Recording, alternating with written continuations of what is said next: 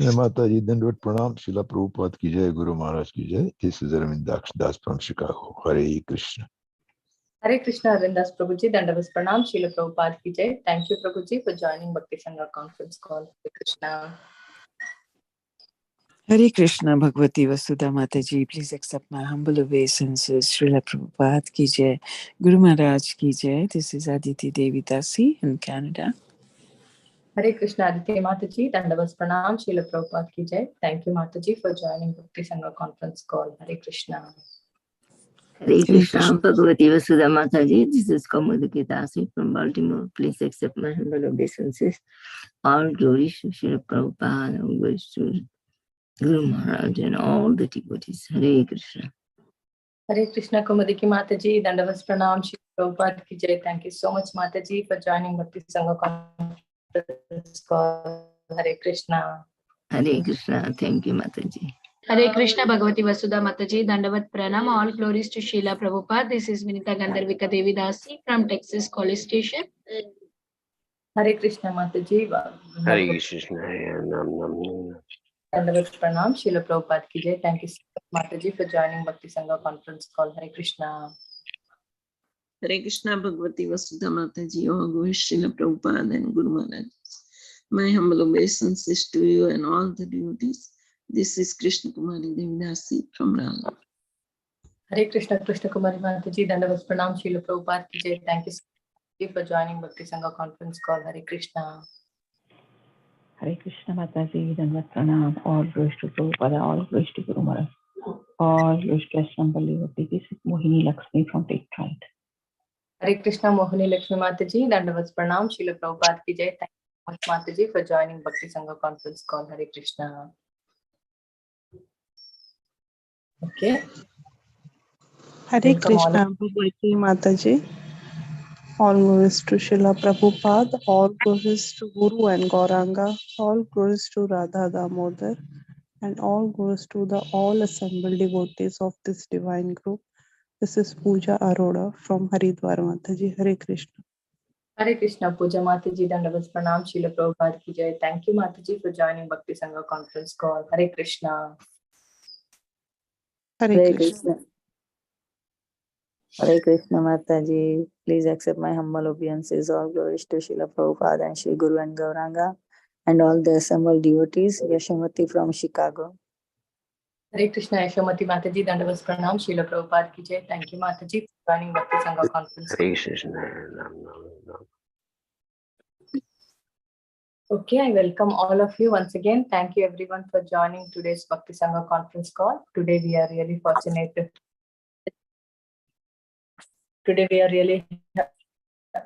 to have His Grace Adi Bhagavan Prabhuji to enlighten us on the topic of Srimad Bhagavatam from 6.10.13 to 16.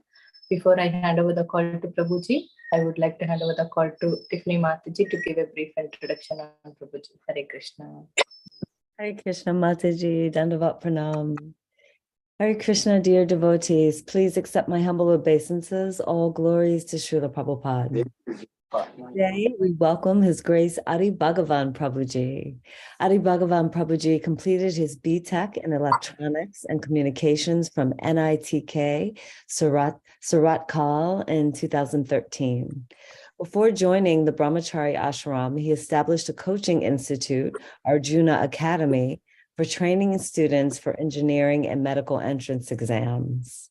Inspired to take up the path of Bhakti Yoga by the teachings of Bhagavad Gita, he joined ISKCON in 2013. Prabhuji is a brahmachari at NV's, or the New Vedic Cultural Center in Pune, at the Pune Ashram. He is a disciple of His Holiness Radhanath Swami Maharaj, and he has been speaking to the youth at various institutes like IITs, NITs, and other universities. Prabhuji has also been speaking to congregation devotees at various festivals, Sunday feast programs, and house programs. Adi Bhagavan Prabhuji is interested in deeply studying Gaudiya Vaishnava philosophy through the commentaries of the Acharyas, Vedic research, and in music. He has completed the Bhakti Shastri and Bhakti Vaibhav courses. Hare Krishna, welcome to the call, Prabhuji. Mataji for brief Hare Krishna. introduction. Is it? Hare Krishna. Pranam, Srila Prabhupada ki jai. Thank you so much, Prabhuji, for giving your valuable time and association in this Bhakti conference call. We are really fortunate to have you on this call, Prabhuji. You can take over the call, Prabhuji. Hare Krishna. Hare Krishna. Is it audible, Mataji? Yes, Prabhuji. Okay. I'm very grateful for all of you inviting me here, and especially grateful to His Grace Radhikavan Prabhu that he gave me this opportunity. So actually it was his class, I think, but somehow Prabhuji has asked me to do this service, and I'm very grateful for that. So thank you very much. So I will be sharing the screen. Okay, is it visible to all? Yes, Prabhuji. Yes, Prabhuji. Yes, Prabhu. Yes, Prabhu. Okay, so we'll start with the prayers. Om Namo Bhagavate Vasudevaya. Om Namo Bhagavate Vasudevaya. Om Namo Bhagavate Vasudevaya. So how do we do? Should we recite the shloka and then we do the prayers? How do you do, Mataji? Yes, Prabhuji, we can recite and you can do the Mangalachara. Sure. So here the verse number 16 has the purport. So I will just read 13, 14 and 15 and then I will go to the verse number 16 and then we will recite together. So let us read 13th and 14th translation. Thereafter King Indra very firmly took up the thunderbolt manufactured by Vishwakarma from the bones of the Dadichi, charged with the exalted power of the Dadichi Muni, and enlightened by the power of the Supreme Personality of Godhead. Indra rode on the back of his carrier, Airavata, surrounded by all the demigods, with all the great sages offered him praise. Thus he shone very beautifully, pleasing the three worlds as he rode off to kill Vritrasura. So let's read 15th translation. Now Sukdev Goswami is speaking to Parikshit Maharaj. So he says, my dear Parikshit, as Rudra, being very angry at Antaka, that is Yamaraj, had formerly run toward Antaka to kill him, Indra angrily and with great force attacked Vritrasura, who was surrounded by the leaders of the demoniac armies. So we shall recite the 16th shloka. So kindly repeat after me. Tata Suranam Asure.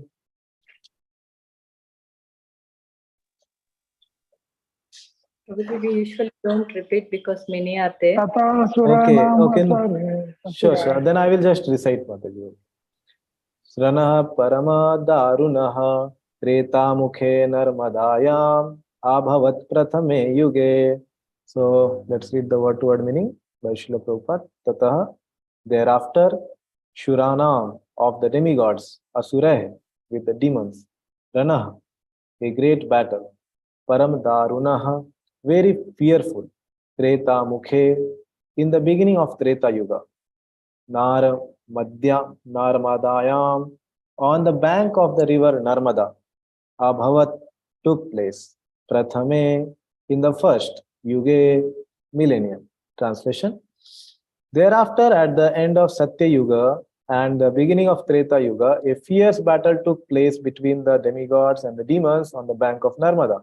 Purport by His Divine Grace Srila Prabhupada. Here in the Narmada does not mean the Narmada river in India.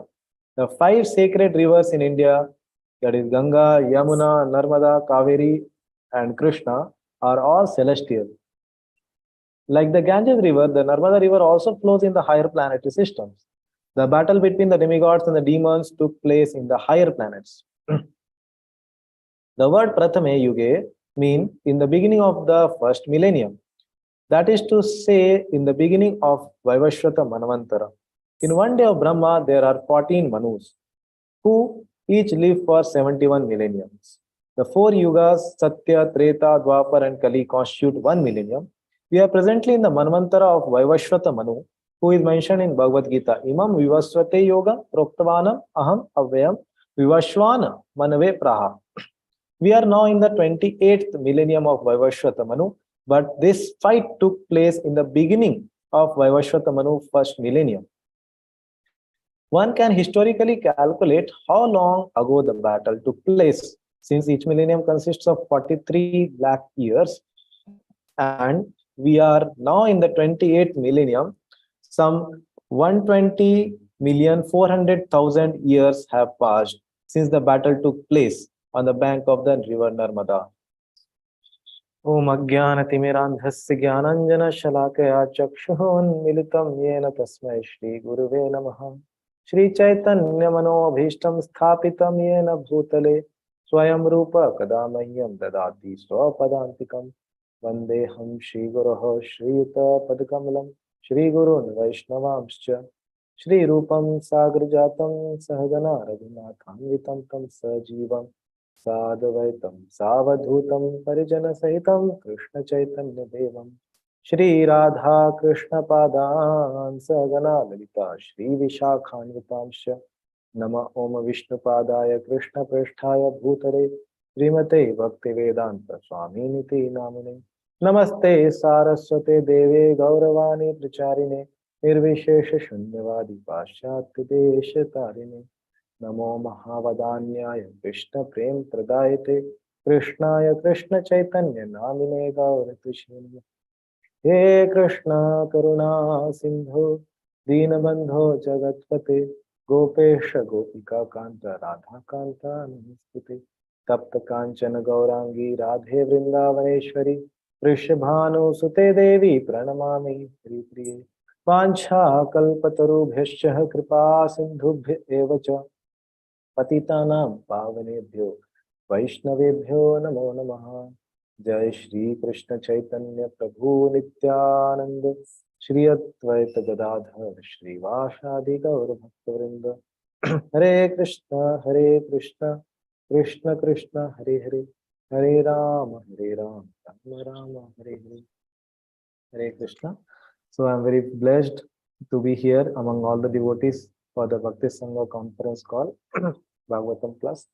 So I very much seek the blessings of all the senior devotees present here, both seniors in age as well as senior in the realizations. So I seek all of the blessings that I can speak something in the mood of the purification of my heart, at the same time for spreading the glories of the Lord and glorifying his devotees at the same time. So today we are discussing, and we have been discussing few, I have heard the previous lectures, and I saw Balram Shakti Prabhu gave classes, and Rishi Kumar Prabhu gave classes, and there was nice discussion among the devotees and question and answers. So I went through few of them to just get the tempo of the classes, and I saw there was very good discussion and recap also done for this whole section, that how Brihaspati, he was offended by the Indra, demigod Indra, and then all the proceedings happened. He went through the sacrifice where he cut the head of Twashta's son Vishwarup, and then he did offense, and then the sins he received and he distributed among the four entities, correct? And then again the mistake happened. So all that thing you went through. And then this chapter actually describing, after all the Narayana Kavach, this chapter is describing about how the demigods whom is headed by Indra, obviously the Ashwini Kumars, they are heading Indra also for the particular pastime that was explained in a previous session by his guest Balram Shakti Prabhu. So Ashwini Kumars, they are requesting Dadichi Muni and asking for his bones, and there is some philosophical conversation happening here. Dadichi Muni first says, no, I cannot give because the body is very much dear to oneself. Even though Vishnu is asking, how can I give? Because he wants to hear some good words. And Vishwanath Chakravarti Thakur explains that how actually those good words actually were full of selfishness by Indra. So even though he understood, okay, these people are demigods and they need something for their existence as demigods, so let me give them. And he shows his saintly qualities. Okay. And then we have come to the verse number 13, 14, 15, and 16 that we are discussing today. So how Indra receives the thunderbolt, and this is a section that is described that how the battle is starting now. This whole section from verse number 13 is a new section actually, and the battle is going to start between the demons and the demigods, and the upcoming verses will be showing how there was a fierce battle between the demigods and the demons, and then sometimes it was seeming that the demigods are losing, but they were actually protected by Lord Vishnu, and then they actually were victorious over the demons, and the demons started fleeing away, and then Vritrasur chastises them, chastises his own party, and then he gives a sermon to the demigods and the demons, everyone, and those things are going to come. So this was just a small summary of what has been going on and what is going to come. So coming to the verse that we are discussing today, so Srila Prabhupada has given a beautiful purport for the today's verse. So the verse itself has 2 or 3 specific things mentioned. One is about the timeline, another thing is about the place, the time and space. That's what is being described here, where this happened and when it happened. So seeing about the timeline, he says this happened at the end of the Satya Yuga and the beginning of the Treta Yuga. And the place is said that the battle took place between the demigods and demons, obviously, but on the bank of Narmada. And Srila Prabhupada beautifully explained in the purport that how this Narmada is not the river which is generally assumed to be in the river India. It is a celestial river actually. So most of you must have heard about the celestial Ganges, right? When Lord Vamanadev, he pierced the shell of the universe and the Ganges came. And then Ganges came, and then she was held by Lord Shiva. And then Bhagirath, he went and requested for the Ganges to come and descend upon Bharatvarsha. And then she came to Kailasha, and then Lord Shiva held her in her hairs and slowed down her pace. And then she came down with a slowed down pace. Mandakini, she started being called as Mandakini. Manda means that which flows very slowly. So Mother Ganges has a very fierce force. Even now we can see, if you have been to Rishikesh and the places in the North India, we can see how fierce she is, and the gushing water of Mother Ganges we have. And that Ganges is actually called Mandakini, which flows slowly, Manda. And as she proceeds, she gets various names. And overall, the name is said to be Ganges. Yeah. So we have the pastime when the celestial Ganges descended. And then similarly, we know about Yamuna being not only celestial but spiritual, descending from Golok Vrindavan on the request of Krishna and Radharani. And also we know that there is a Saraswati river, which is very, very important river, which also descended actually. But now it is invisible to our eyes. And similarly, there are many other sacred rivers in India, and 6 of them are very, very important with the mantra which we chant while applying the tilaka. And one of them also happens to be Narmada and Krishna and Godavari. So these are the other 3 rivers. So Narmada, as such, here the fight is happening in the celestial Narmada river banks. So that's what Prabhupada is explaining here. And then another thing that Srila Prabhupada is focusing on in this purport is about the timeline. So I thought this would be a good concept to discuss. Many of you are senior devotees and seasoned devotees. So you must be already aware of this flow of Manvantaras and then Yugas and Divya Yugas and all the things. So I thought we can discuss a bit on that also. So Prabhupada says in the purport that the word Prathame Yuge, that means in the beginning of the first millennium, that is to say, in the beginning of the Vaivashvata Manvantara.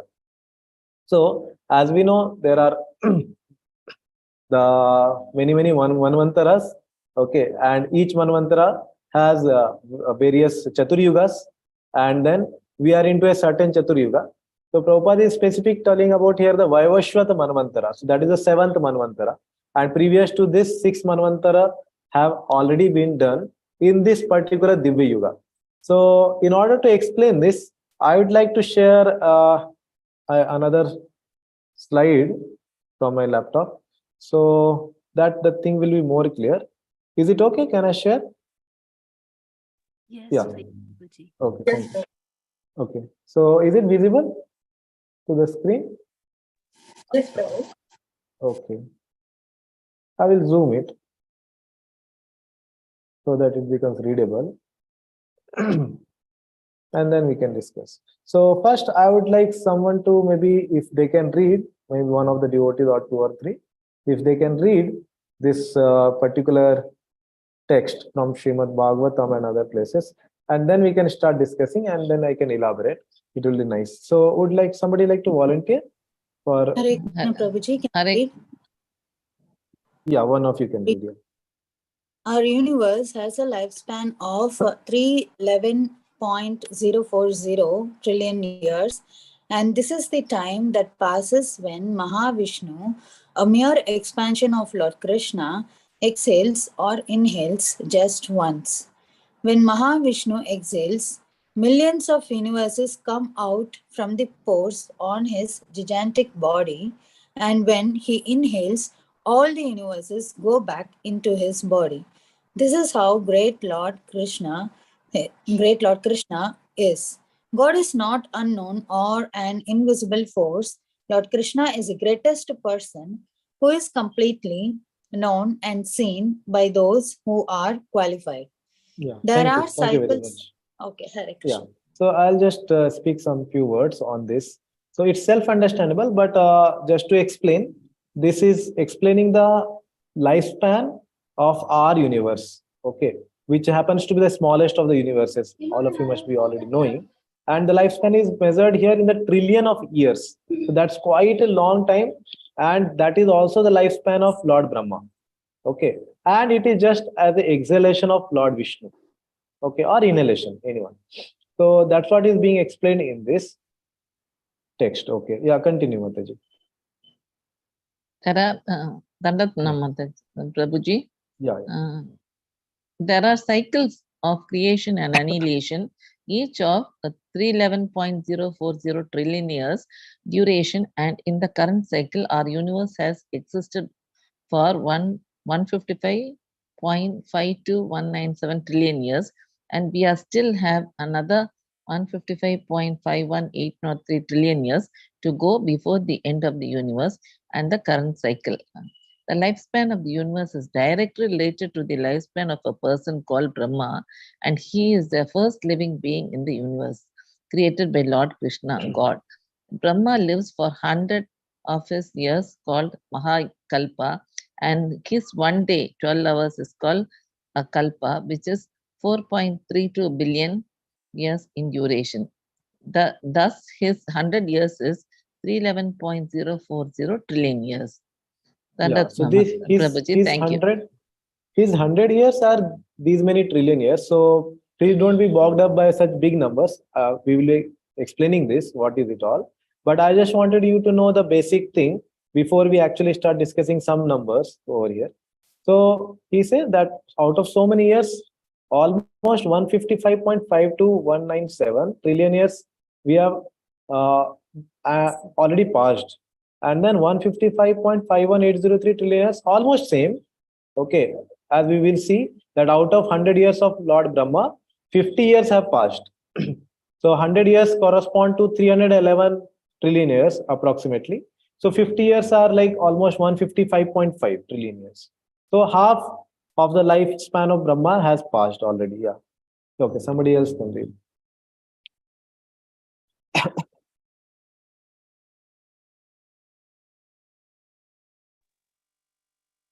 Yeah, from here, the current age of Brahma, from here. The current age of Brahma is 50 years, and he is now 5 hours, 28 minutes and 49 seconds into the first day of his 51st year. 1 day of Brahma, 12 hours, is divided into 14 parts called Manvantaras. There is a partial creation at the start of a new Manvantara, and there is a partial annihilation at the end of each Manvantara. Between each Manvantara, there is a junction, Sandhya, of 1.728 million years, and within each Manvantara, there is a different Manu, the first human within each Manvantara. There are 71 Chaturyugas, each of 4.22 million years, duration in each Manvantara.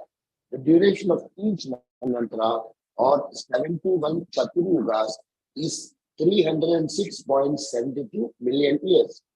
Within each Chatur Yuga, there are 4 yugas: Satya Yuga, 1.728 million years; Treta Yuga, 1.296 million years; Dwapar Yuga, 864,000 years; and Kali Yuga, 432,000 years. We have 120.523 million years into the current Manvantara, and this is also the age of the current Manu, Vaivashvata. Thank you very much, Prabhu. Yeah, thank you very much, Prabhu. So here he says we are currently 5,000 years into the Kali Yuga of the 28th Chatur Yuga of the 7th Manvantara in the first day of Brahma of his 51st year. So this is what Prabhupada is explaining in his purport today. So now the 7th Manvantara is going on, and he is explaining that in this 7th Manvantara, okay, when did this fight happen? So he says now we are currently living in the 28th Chatur Yuga. So this fight happened in the Prathama Yuga, that is in the first Chatur Yuga. Okay, now we are in 28th. It happened in the first Chatur Yuga of this current 7th Manvantara. Okay, in the first day of Brahma's 51st year.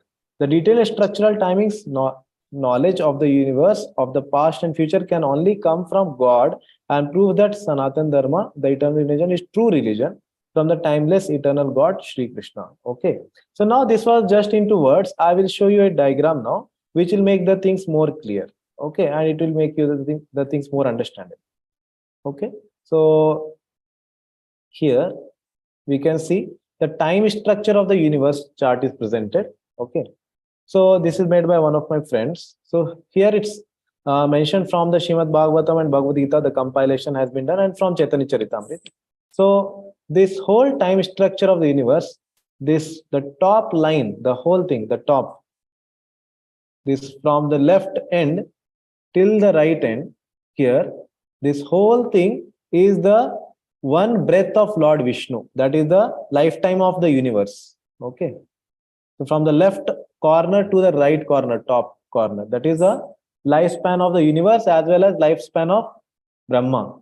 Okay, and that is called to be as, here the name is written, one Mahakalpa. Okay, and that, as we read now, 311.4040 trillion years. That is also one breath of Mahavishnu, an expansion of Lord Sri Krishna. Okay, Mahavishnu is expansion of Lord Krishna, right? So this is the whole lifespan of Brahma explained from left to the right. Now that is divided into two parts. Okay, so first part is that where the Brahma has already passed these many years, that is 155.52197 trillion years he has already spent of his life. Okay, so how much he has the timeline left or lifetime left, that is explained here. Time remaining until complete destruction of universe is 155.51803 trillion years. Okay, so now zeroing down to our discussion. So here the whole thing is divided into small units. Okay, so we are just going to take a minute portion of the Brahma's life. Okay, let's say his life in the 51st year today. Okay, today in the Brahma's day we are here. This point is today, and from here we are expanding. Okay, and then we are zooming in. Okay, and seeing what is happening. So when we zoom into the one day of Brahma, so that one day of Brahma is said to be Kalpa. Okay, that is mentioned as one Kalpa. That is daytime of Brahma, that is 12 hours. And similarly, he has 12 hours of his night. Okay, and how much is the timeline of that? 4.32 billion years. Okay, that is Brahma's daytime. And similarly, he will have a night. So we are just focusing on this part, okay, for understanding what is Prabhupada explaining in today's purport. So this one Kalpa is divided into 14 parts, okay, and each part is called Manvantara. So here we can see one Manvantara is written, right? So this Manvantara is one division, okay.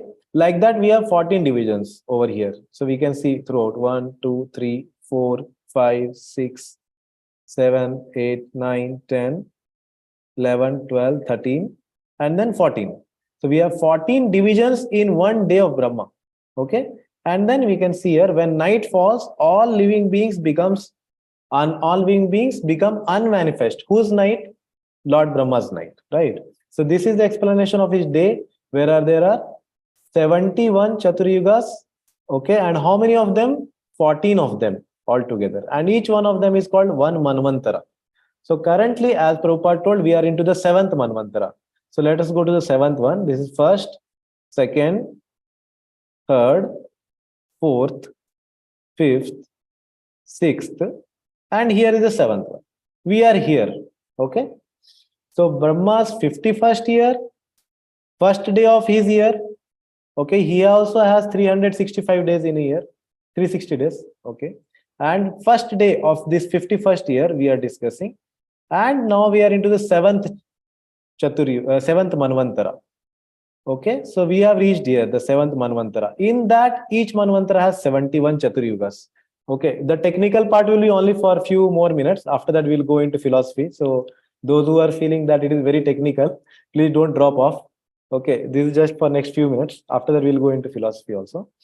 So this is the 7th Manvantara, and in that Manvantara, there are 71 Chaturyugas, of which we are currently into 28th. 28th of the Chaturyuga. Okay, so till 71, it has to go on, this particular Manvantara. And who is a Manu? That is Vaivashvata Manu. Okay, that is mentioned here. Okay, so age of current Manvantara, and the current Manu is already given as 120.533 million years he has passed. That is this width. Okay, that he has already passed. Okay. Done. Okay. So now what we will do, this 28th Chaturyuga, wherever we are, we will just zoom into that one point, 28th Chaturyuga of the 7th Manvantara. Okay. So as Prabhupada explained that every Chaturyuga has 4 divisions. What are the 4 divisions? That everyone knows, right? Satya Yuga, then there is Treta Yuga, and there is Dwapar Yuga, and then there is Kali Yuga. So these are the 4 divisions that each Chaturyuga has, right? And how many of such Chaturyugas are there? 71 of them are there in one Manvantara. Okay. And 41 of those Manvantara make 12 hours of Brahma. Okay.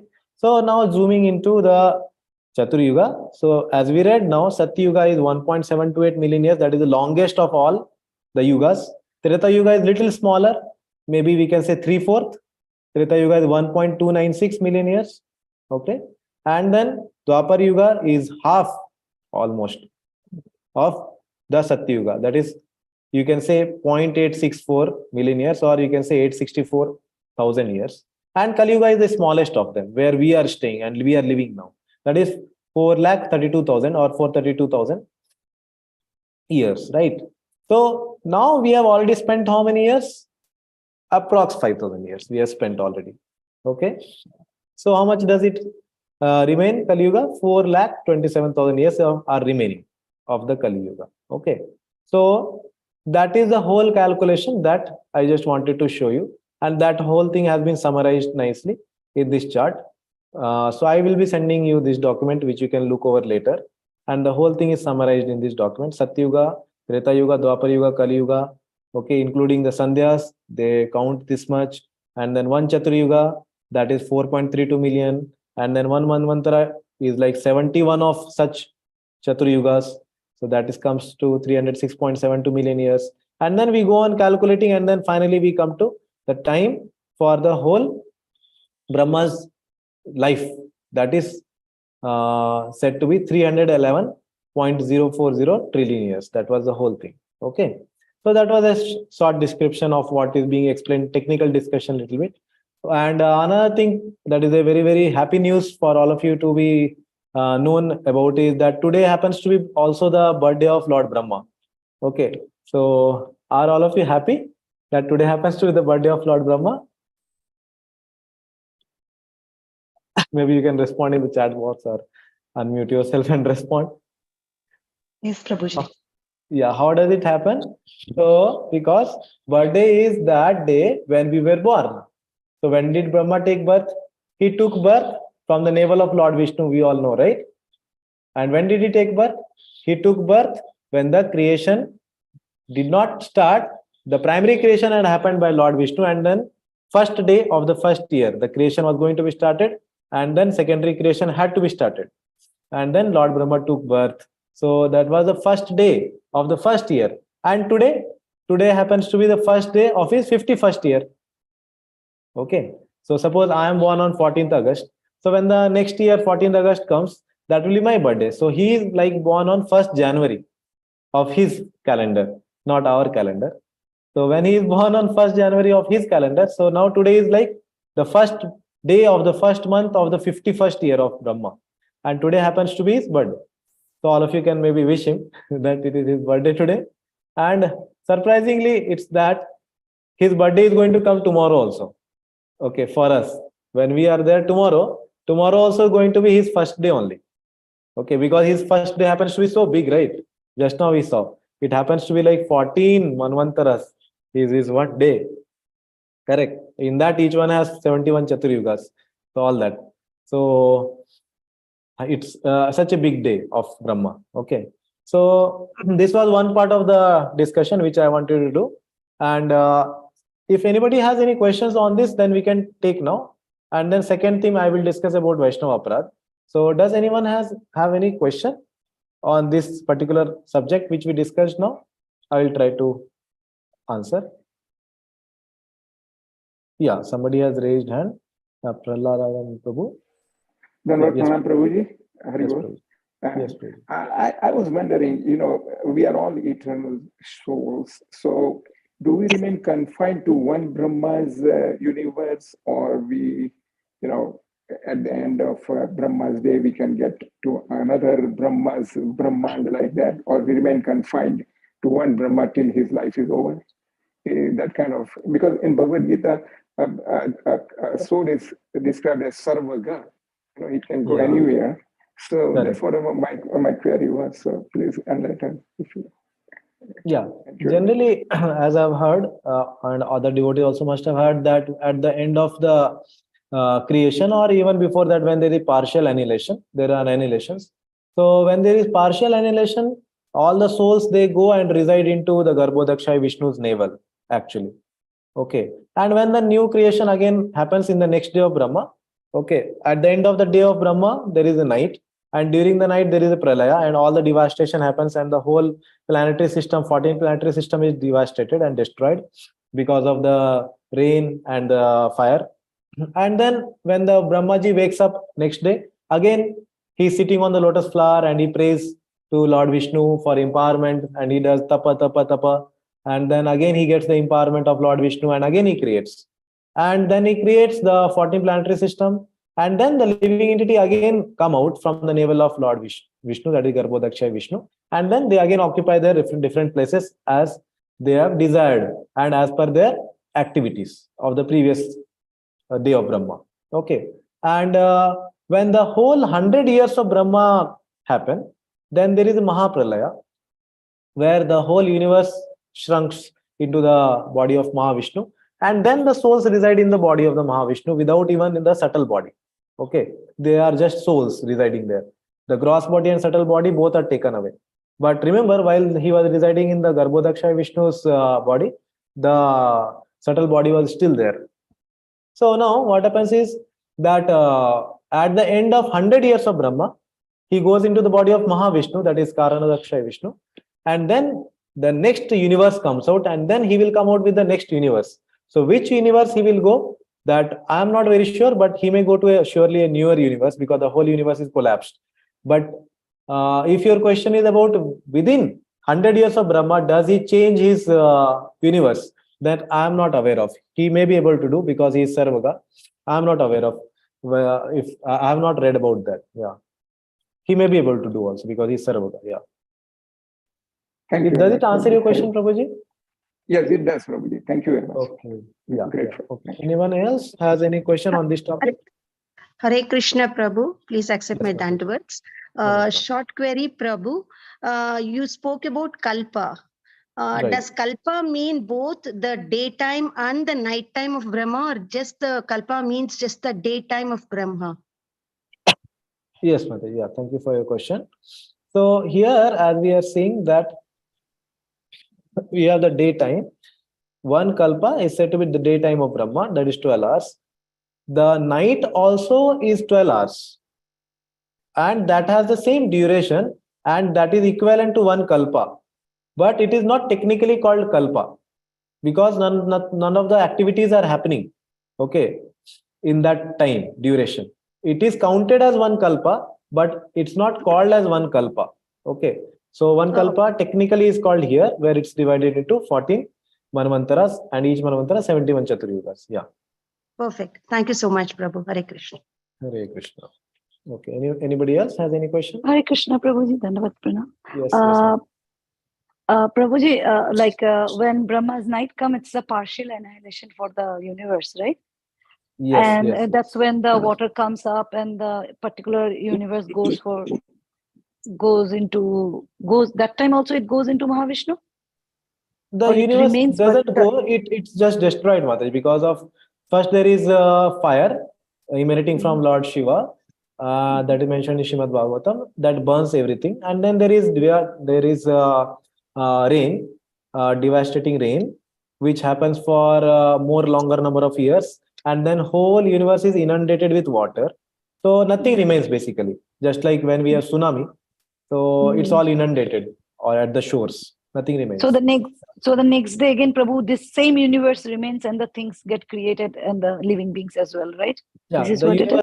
shell and the structure remains, but the whole 14 planetary system is destroyed. And then Brahmaji has to again do austerities, tapa, tapa, tapa. He has to chant, do austerity, get the empowerment of the Lord, and again make the same 14 planetary system. Okay. Now, Prabhu, when the final annihilation happens, when everything goes back to Mahavishnu, that time the universe goes back to it like how a pot is like goes back to the earth, like that it goes back to Mahavishnu, like the Mahatattva and the living entities. At that point in time, does all the universe do all the universes go back to Mahavishnu at the same time, or it happens like one by one, like each has different age and different time period, and then accordingly one after one it goes, or it is at the same time, Prabhu? Yeah, nice question, Mataji. Thank you. One thing is that our universe is the smallest one, and our Brahma also is said to be having the 4 heads only. You must have heard, and other Brahmas, they have even larger number of heads. Some have 16, some have millions of heads. And we know that in the pastime of Lord Krishna at Dwarka, they all came together to meet Lord Krishna, and tumultuous sound of their crowns happened when they bowed down. So our Brahma happens to be smallest. And a specific question which you asked about whether all the universes they get shrunk into the body of Mahavishnu at the same time. I have not read or heard about that. That's not mentioned in Srimad Bhagavatam. And but it's sure that all universes are floating in Karana ocean, and the Brahma's lifespan is different for the universes, different universes. And as their lifespans get over, they should get into the body of Mahavishnu. And as such, his inhalation happens and exhalation happens. So for us, it is a very, very, very long duration of time. And for him, it happens in a split of a second. Okay. So with respect to us, I don't know, it's not mentioned in the Bhagavatam whether it happens at the same time. But surely for Mahavishnu, it's in a split of a second. So for him, it may be happening at the same time. So it depends on from whose perspective we are asking the question. Yeah. So Prabhu, like we read like so frequently that when we hear also that when he exhales, and that's when the creation happens. It sounds like it happens at the same time, but with different Brahmas. Like our understanding of Brahma's life is the life of the universe. Correct. So then it says that when he inhales again, then the universes go back to him. So it sounds like it happens at the same time, but it is confusing because of the number of years that's where the confusion. But thank you, Prabhu. Thank you. Thank you. Yeah, it's not specifically mentioned in Bhagavatam whether it happens simultaneously or not. It just says that it happens, exhalation and inhalation. Yeah. Okay, let us quickly take 2 more questions, and then I would like to go to the next topic. Yeah. Okay. Yes, Mataji, continue. Yeah. Prabhuji, when you said that when the final annihilation happens, final meaning the 100 Mahapralaya. years of Brahma. At that time, you said the subtle body is also relinquished. So can you? Subtle body is also? I mean, the subtle body is destroyed. also destroyed. Yeah. Subtle body destroyed. Yes. Yeah. Okay. So the reason, I mean, like, can you elaborate more on this? Because maybe, is it because like only during the creation, the subtle elements are even created, so Jiva can get a subtle body? Is it that? I'm just trying to understand the concept. Yeah. Yes, Mataji. So that's mentioned in the third canto. If I remember correctly, it's there in the Lord Kapila section. In the end of the Srimad Bhagavatam third canto. So there it's mentioned that how the Jiva wanting to enjoy, actually he has desires to enjoy.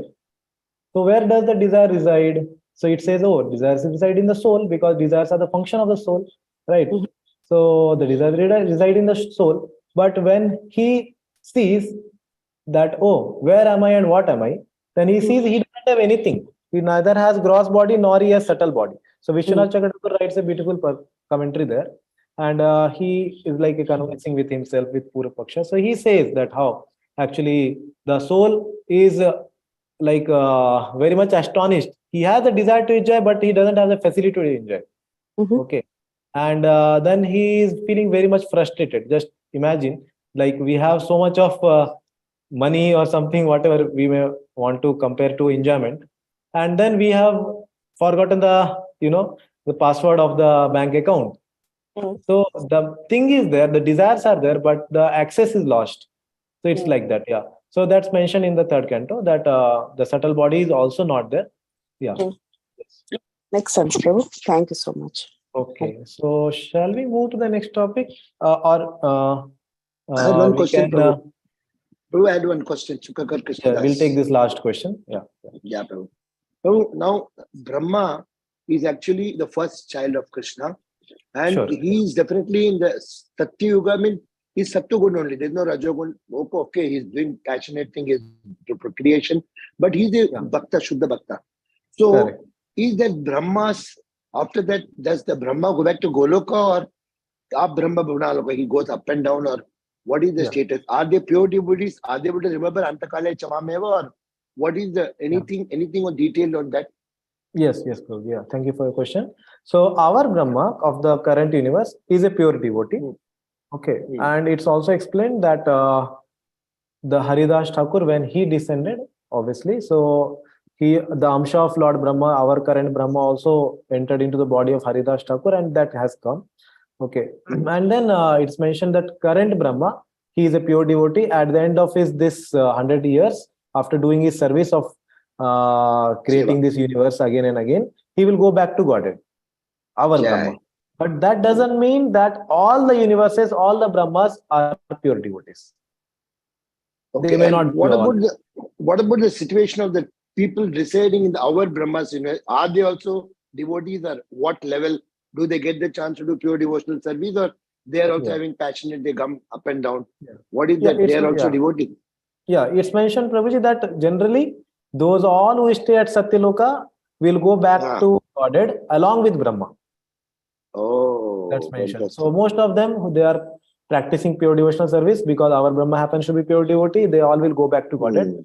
Okay, again, we should not assume the same for all universes. Okay. Yeah. Thank you very much. So, thank you very much. So I'd like to move to the next part of the session, which is the Vaishnava Aparadh, because the previous session also His Grace Balaram Shakti Prabhu was discussing a few things about the Vaishnava Aparadh, and then how Vaishnava Aparadh actually Indra committed towards Brihaspati. So I wanted to show a small section from the book of Srila Bhaktivinoda Thakur. He has written a beautiful book called Vaishnava Ninda. So I'll be sharing few things from that, so that we can identify who is a Vaishnava, and second thing, we can identify what is Vaishnava Aparadh. Okay, because many times in our devotional life, we may not have very clear understanding about who is called to be a Vaishnava and what actually consists of Vaishnava Aparadh. Okay, which activity. Okay, and so that we don't remain to be,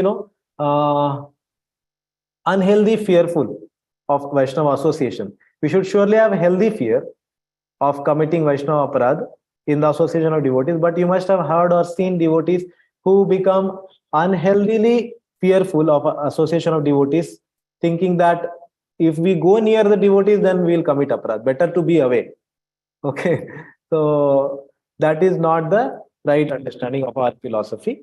Okay, it's like saying, oh, fire we should never use because it burns. Okay, so I like to share something on that. So I'll share the screen. Let me know if it's visible to you. Is it visible?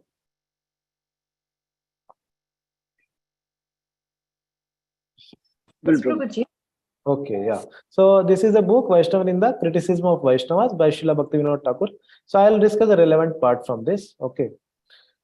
In Vaishnava Ninda, that is offenses to devotees. Okay, here it's mentioned by Bhaktivinoda Thakur, describes the different categories of jivas and Vaishnavas and explain the dangers of committing offenses to them. Okay. So here he is saying, this is section 1. So what he has done in this book, he has various verses which he quotes, and that each verse he divides into the sections. Okay. So whenever each section comes, that discusses a particular topic. Okay. So this is section 1 where he says that among all the different types of offenses a jiva, living being, can possibly commit, no offense is more severe than blaspheming a Vaishnava. It is therefore essential to contemplate the meaning of Vaishnava Ninda. According to the scriptures, it is written in the Skanda Puran. So what is written in Skanda Puran? He quotes. So here he says, Nindam kurvanti ye mudha Vaishnavanam mahatta manam pyatanti pitribhi shardham maharorava samgite hanti nindanti vaidveshti Vaishnavan nabhinanditi na abhinanditi Kurdhayate yati no harsham Kruddhayate yati no harsham Darshane patanani sat. So he says that foolish person who criticizes an exalted Vaishnava falls down to the hell known as Maharaurava along with his forefathers. Whoever, so 6 things are going to be mentioned here, kindly note, okay, which encompass the aspect of Vaishnava Aparadh, 6 activities. What are they? First, he kills a Vaishnava. Second, he blasphemes him. Third, he feels malice towards him. Fourth, he does not properly greet him upon seeing him. Fifth, becomes angry with him. And sixth, does not feel joy upon seeing him. Certainly becomes degraded as a result of these 6 types of misconduct. So now these 6 things are mentioned. I would like some of you or whoever is possible to identify which of these 6 did Indra commit against Brihaspati. It may be one or more. He kills the Vaishnava. No, question is about which of these 6 did Indra commit against Brihaspati, not others. He doesn't greet. He does not greet upon seeing him. Okay, we raise hand. You can raise hand and then I will take your answers. Because if everyone speaks together, we may not take answer. I would like to take everyone's answer. Or you can write it in the chat box easily. Yeah. Okay, Anitya Ramya Mataji. Yeah, mine, I think it's number 6, that he does not feel joy upon seeing him, certainly becomes degraded as a result. Okay, good. Okay, let's hear from others. Yeah. Okay, Shiromani Nandarani Mataji. Which one do you think Indra committed against Brihaspati? Hare Krishna, Prabhuji. It's number 6, Prabhuji. Number 6 does not feel joy. Number 6 does not feel joy upon seeing him. Okay. Let's hear from others. Okay. Shukha Kara Krishna Prabhu.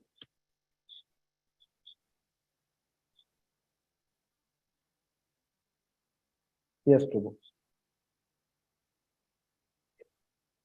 Not able to hear you, Prabhuji. Okay, maybe somebody else can try. Okay. Vanishri Mataji. 4. It's number 4. Prabhu does not properly greet him upon seeing Number him. 4, Prabhu. Okay, yeah, both of you saying the same thing. Okay, yeah, does not properly greet him upon seeing. That also happened, right?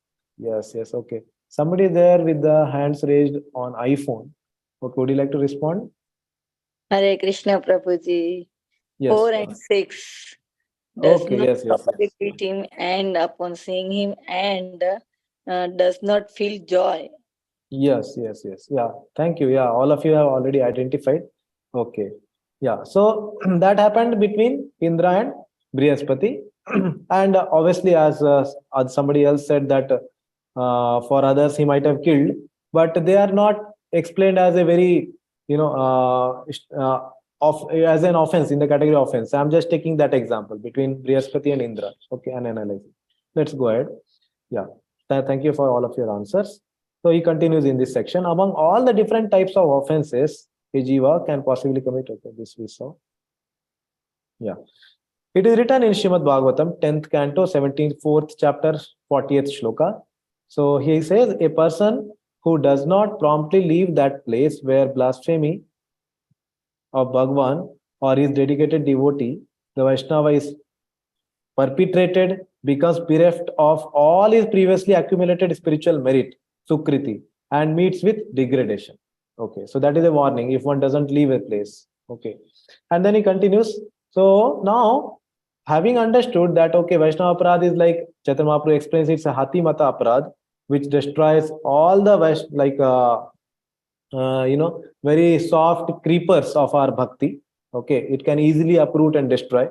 So now he is going to explain the section 4 different categories of jivas and what should be the appropriate conduct with each. Okay, so he says that having thus been forewarned about Vaishnava Ninda, it is absolutely imperative to first ascertain what specifically designates one a Vaishnava, and then determine which acts result in Vaishnava aparad, that is offenses to Vaishnavas. Okay, so two things are to be ascertained. First, ascertain what specifically designates one as a Vaishnava, who is a Vaishnava, and then determine which acts result in Vaishnava aparad, right? That's what I told in the beginning of the session for this slide. So he says all jivas fit into the 4 categories. So what are the 4 categories? First, ordinary jivas. Second, religious jivas, those who follow some path of dharma. They have some dharmic principles. And ordinary jivas can be those who don't follow any dharma in human body or even non-human beings. They are ordinary jivas. Third category is higher compared to the second, that is Brahmans. And those jivas who resemble Vaishnava, means they are not a Vaishnava in Tattva. Okay, they are just having a resemblance of a Vaishnava Abhas or Vaishnava Paraya, as it's mentioned here. Okay, we will see what is the meaning of that.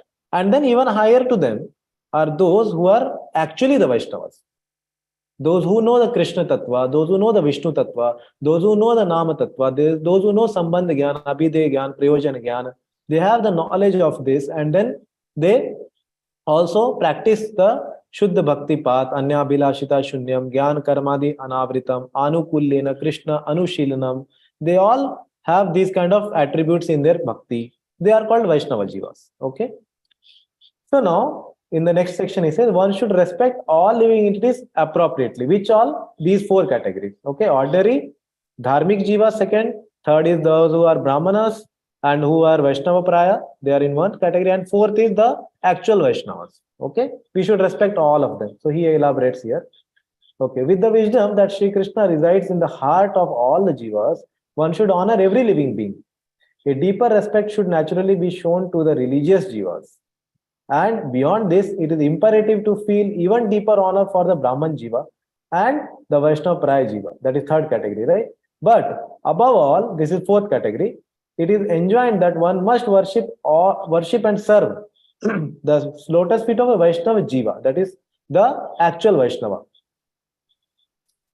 And next section he describes now that disrespect leads to sin and aparad. If you remember, His Grace Balaram Shakti Prabhu in his presentation, he mentioned about this point. Does anyone remember about disrespect?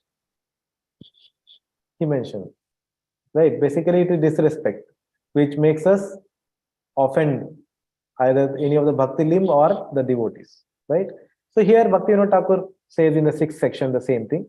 So which kind of disrespect leads to sin and unto whom? And which kind of disrespect and unto whom does it lead to aparad? So here he is explaining, Bhaktivinoda Thakur says. So what he says, so listen attentively. He says, if one fails to offer respect to the common jiva, that is the first category. Special respect to the religious jiva, second category. And befitting honor to the Brahman and Vaishnava Praya, then one incurs sin, papa. Okay, so first three categories, somebody disrespects, he incurs papa. Okay.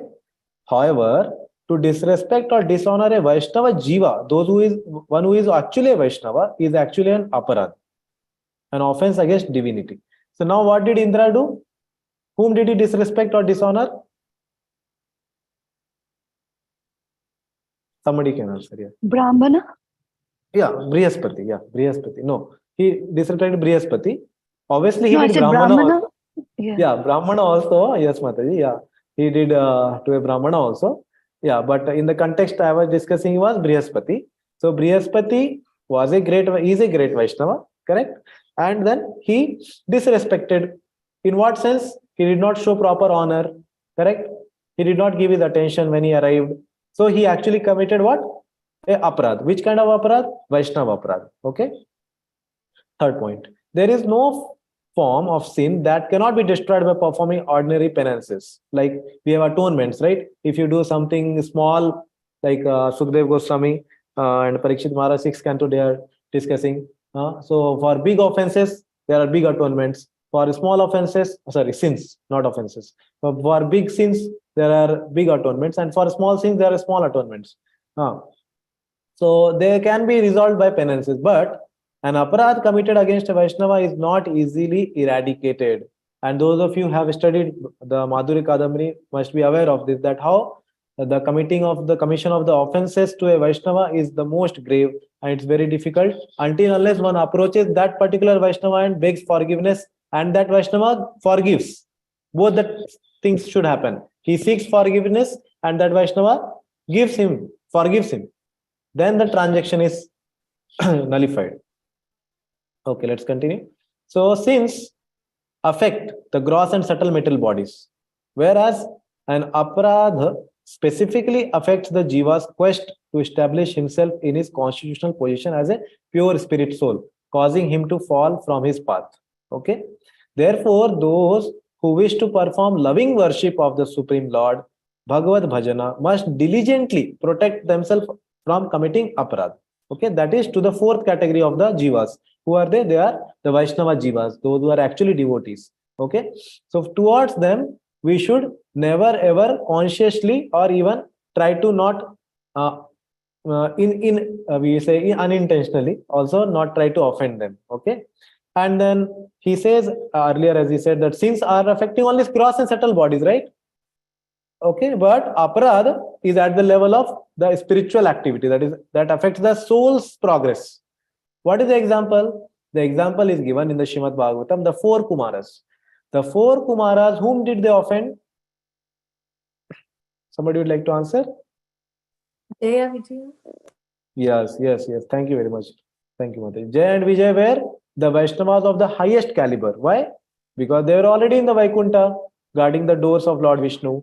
And then four Kumaras went there and then they offended the Jaya and Vijay. Because of that, Srila Vishwanath Chakravarti explains that the four Kumaras, even though later they were attracted to the path of bhakti by smelling the air or aroma from the tulsi leaves placed at the lotus feet of Lord Vishnu, they felt that change of heart from Brahman realization to Bhagavan realization. They were dragged to that. But he mentions, Vishwanath Chakravarti mentions, they could not elevate themselves beyond Shanta Rati. Rati means Bhava stage. They could not achieve Prema stage. Okay, they could maximum go to Shanta Rati and they remain eternally at that stage. So a very, very grave Vaishnava aparad can make us, remain at a particular stage of advancement eternally. It's so grave, actually. Okay, like that. So the next section he describes. Now, having shown what are the activities, okay, that can make us do offense, he shows what are the different levels of Vaishnava, the category of the Vaishnavas which makes the offense even more grave. The same activity of disrespect can become more grave if the Vaishnava is of higher caliber, right? So let us understand what are the three categories. So we know from Srimad Bhagavatam, three specific categories of Vaishnava are described in the following three verses as Vaishnavas, better Vaishnavas, and best Vaishnavas. And in general, in Sanskrit, they are called to be Kanishta Vaishnava, Madhyama Vaishnava, and Uttama Vaishnava, right? So we all know this famous verse 11.2.47 from Srimad Bhagavatam. Archayam eva hariye pujam yah shraddha ihate na tad bhakteshu channeshu sa bhakta prakrita smrita. A devotee who faithfully engages in the worship of the deity in the temple but does not behave properly toward other devotees or people in general is called a prakrita bhakta, a materialistic devotee, and is considered to be in the lowest position. So as we will discuss ahead, this devotee is not who is actually a Vaishnava. Okay, this is a Vaishnava Praya, means he is externally a Vaishnava.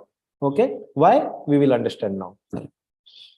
And offense to him, not that we should try to offend him, but offense to him will be in the category of sin, not in the category of the aparad. Okay, let's understand how. So he explains the specific difference between worldly traditional faith and faith based on the revealed scriptures, Shastri Shraddha, is that the former, that means the traditional faith, arises from mere conventional worldly education, whereas in the latter, that is in the Shastri Shraddha, revealed scriptures, okay, the faith in the Vaishnavas arises from deep conviction in the words of scripture and is based on the evidence presented herein. So I would like all of you to ponder over this point so that we can go ahead more clearly. So he says two kinds of Vaishnavas are there. One is Vaishnava Praya, one is Vaishnava who is Vaishnava Jiva here called. Vaishnava Praya is that who is having faith based on some tradition or some family member said or parents were doing some worship of bhakti or something they were doing. They told, oh, you should also do. He is our family guru. These are family devata. These are kula devata. We should also worship. He has faith based on such kind of things. And he can give it up at any moment. And he may have external attire. He may have some Vaishnava dress, some Vaishnava tilak, whatever his family guru may say. But the second thing which is said here, Shastri Shraddha, is for those who are actually Vaishnavas. Okay, Vaishnavas at core of their heart. Why? Because their faith, Shraddha, is based on what? Not worldly education or convention. Their faith is based on deep conviction in the words of the scriptures. That's why it says Shastriya Shraddha. Okay, so he sees, oh, the Bhagavad Gita says that Krishna is the Supreme Lord. Okay, so he says, okay, Sarvasya Prabhavo, I am the master of all. And then the devotee has faith based on that statement. Yes, Krishna is Sarvasya Prabhavo. He is the master of all, based on that. Okay, like that. So it is only with the advent of Shastri Shraddha that the Jiva becomes a Madhyama Vaishnava or intermediate Vaishnava, right? So Kanishta Vaishnava is explained in Bhagavatam, that is not having Shastri Shraddha. So as we know, the Bhagavatam explains also about Madhyama Vaishnava. That will come in the next section. Let us just complete this section. Until Shastri Shraddha has arisen, the obligation of a sadhaka, a devotee in the stage of practice, to perform karma does not wane. Okay.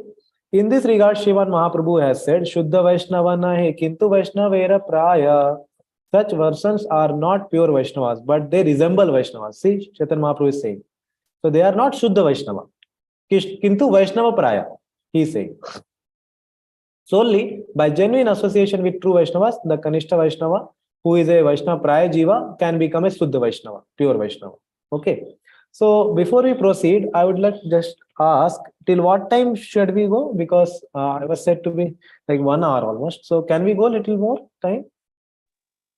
Yes, so how much time will it take, Mataji? Another half an hour with question answer. Okay, with question answer, half an hour. Okay, yes. I think I may be taking 15-20 minutes more for the presentation. Then we can have question answers. Okay. If you have time, then we can go ahead also. No problem. Sure. Okay, thank you. So that was about Kanishta Vaishnava from Srimad Bhagavatam, who is a Vaishnava Praya. He is not actually a Vaishnava. Why? Because he doesn't have faith based on scriptures. That is the simple thing. Now, he is explaining in the next section, Bhaktivinoda Thakur, about Madhyama Vaishnava. Again, he quotes from Srimad Bhagavatam, Ishware tadadhineshu balisheshu dvishastucha prema maitri kripa upeksha yah karoti sa madhyama. He who offers his love to the Supreme Lord, Sri Bhagavan, remains a sincere friend to all Vaishnavas, shows mercy to the innocent. There is a footnote on that, we'll see in the next page. And through the most appropriate use of indifference, tolerance, or even complete avoidance, neglects those who are envious of Bhagavan and the Vaishnavas, is a Madhyama Vaishnava. So generally we hear that upeksha he does towards dvishastu, that means those who are envious. But here if you see carefully, the three terms are used. Okay, for that. That is, first is indifference, second is tolerance, and third level is complete avoidance. Those who are envious. Okay. So the first three are the general translations which we generally have. But the fourth one, towards the envious people, he has three levels of dealing. Indifference, if he is having very little enviousness, and if he has more enviousness than tolerance, and if he is completely envious, then he does complete avoidance. Okay. That is a Madhyama Vaishnava. So he has a tartamya or gradation in even dealing with an envious person. Okay. So the footnote about the innocent Vaishnava is, the innocent Vaishnava refers to the Vaishnava Praya. Okay, that is Kanishta, who is innocent, or those living entities who resemble Vaishnavas but are not yet conversant with the science of bhakti. Okay, they are innocent. They have not been yet taught about the science of bhakti, or they have not come in touch with the devotees actually. Okay. And further he explains. In this way, the Madhyama Vaishnava even shows fitting mercy to envious. See, I told you, indifference, tolerance, and then complete avoidance, right? So seeing them as ignorant. So he also sees those who are less envious as ignorant. Only the Madhyama Vaishnava is actually qualified to serve the Vaishnavas. Okay, since the Kanishta Vaishnavas do not engage in such service, they cannot be called Vaishnavas. See, the importance of service is mentioned here, how much. So the Madhyama Vaishnavas have the qualification to engage in service. Why? Because they have the Tattva Gyan, they have the Shastriya Shraddha. So they can engage into service. But the Kanishta Vaishnavas cannot. And hence they are called Vaishnava Praya and not Vaishnavas. So that's mentioned here. And then third level, that is the highest caliber of the Vaishnava, third degree, that is Uttama Vaishnava. So Srimad Bhagavatam again says, Sarva Bhuteshu yah pashed Bhagavad Bhavam Atmanah Bhutani Bhagavati Atmani Esha Bhagavato Uttamaha. So Srila Prabhupada translates, an intermediate or second class devotee called Madhyamadhikari. Okay, seems to be there is some mistake here. The translation of previous verse has come here. Okay. Okay, so basically the explanation also will come. So Sarva Bhuteshu Yah Pashed, he sees in all the living entities what? Bhagavad Bhavam. He sees the Lord residing in their hearts as what? Super soul. Okay. And Bhutani Bhagavati Atmani Esha Bhagavata Uttama, and he considers everybody as equal, and he sees the Lord into every one of them. So he explains, he who experiences the revelation of his own cherished form of Bhagavan in the heart of all jivas, including his own, who experiences that all jivas, their very existence resting in Bhagavan, are fully surrendered to the same supreme absolute reality, and who perceives everyone in the whole world as a Vaishnava, is known as an Uttama Vaishnava, topmost Vaishnava. Okay, this is actually the translation of the verse which has come here. Okay, so two things. First thing, he said that he who experiences the revelation of the Lord in everyone's heart, all the jivas. And second thing, he sees that their very existence resting in the Bhagavan are fully surrendered, okay, to the same supreme person, absolute reality, and who perceives everyone in the whole world as a Vaishnava. So everyone has in their heart super soul, and then he considers everybody as Vaishnava. He is known as Uttama Vaishnava. Such a Vaishnava does not see the difference between a Vaishnava and a non-Vaishnava. Why? Since everyone is sheltered by the Lord. So he sees everybody equally. That is Uttama Vaishnava. Okay.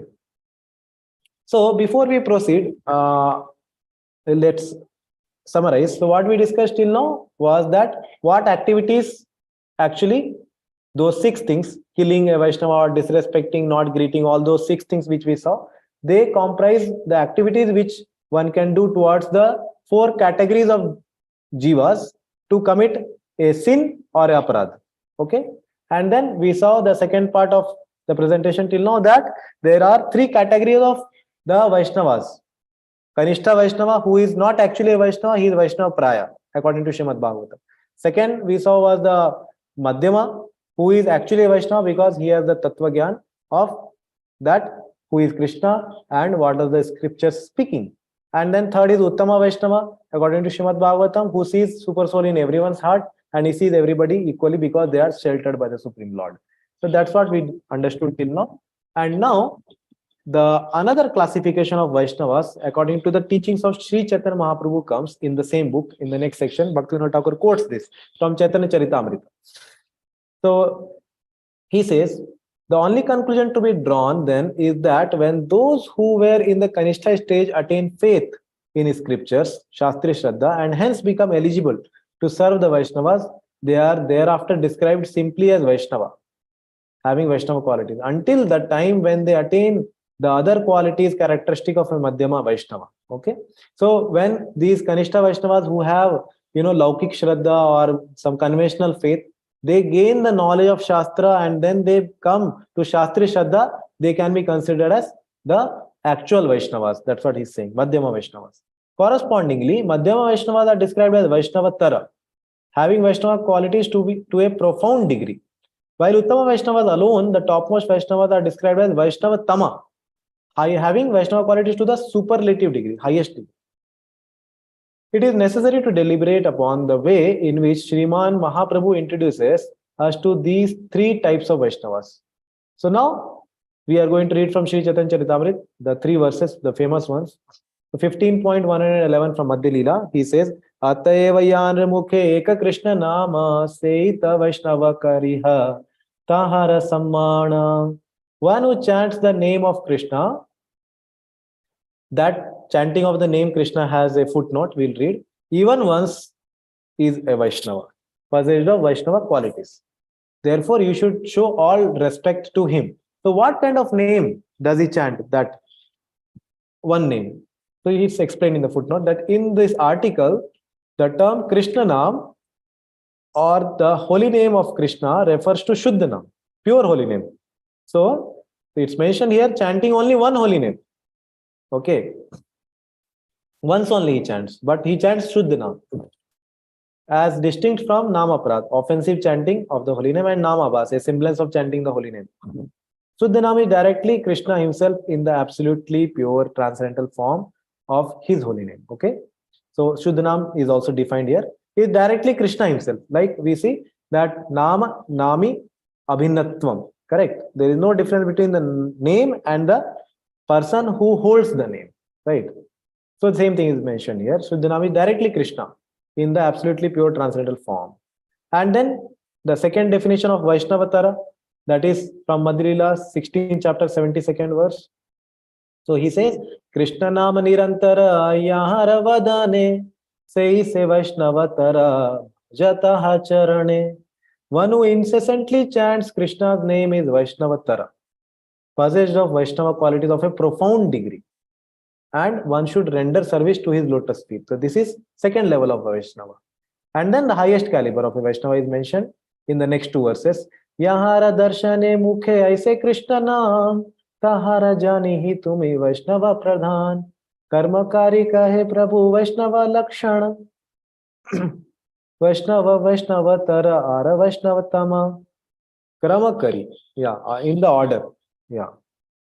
So he says, one who inspires others to chant Krishna merely by being visible to them is Vaishnavatama, possessed of Vaishnava qualities to the superlative degree, and is the topmost Vaishnava. Sri Chaitanya Mahaprabhu thus explained the different grades of Vaishnavas in sequence, krama, right? Those who are Vaishnava, those who are Vaishnavatara, and those who are Vaishnavatama, in accordance with the symptoms they each exhibit, the Vaishnava qualities they exhibit. Okay. So there is a footnote here on this first point, the last word, topmost Vaishnava. Let's read that. If one chants one holy name of Krishna, he attains the Vaishnava platform. Okay, so this is a very important part. So I would like to request everyone to kindly pay your attention for this part at least, yeah. So he says, if one chants one holy name of Krishna, he attains the Vaishnava platform. What kind of holy name that is written in Chaitanya Charitamrita. Begin chanting the Hare Krishna mantra, and when your chanting is almost pure, all your sinful reactions will go away. After you chant perfectly, you will get shelter at the lotus feet of Krishna.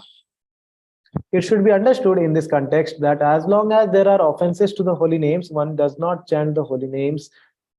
Okay, one does not chant the holy names. One is merely chanting the reflection of the holy names. So, till the time he is saying we have offenses, we are only chanting reflection of the holy names, Nam Abhas.